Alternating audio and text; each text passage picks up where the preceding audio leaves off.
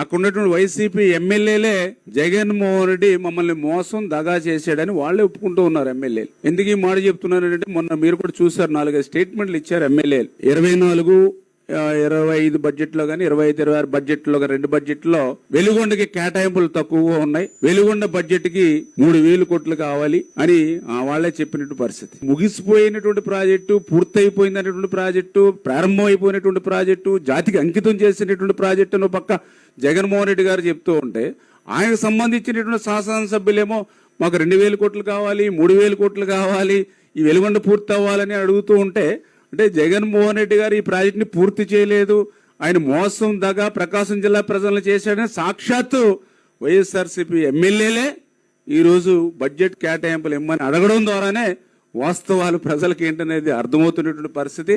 అందుకే ఈరోజు ప్రకాశం జిల్లా ప్రజలకి చేసినటువంటి దగాకి, మోసంకి జగన్మోహన్ రెడ్డి క్షమాపణలు చెప్పవలసినటువంటి అవసరం కూడా ఉంది అనే విషయాన్ని మీ ద్వారా అందరికి కూడా తెలియజేసుకుంటూ ఉన్నాం.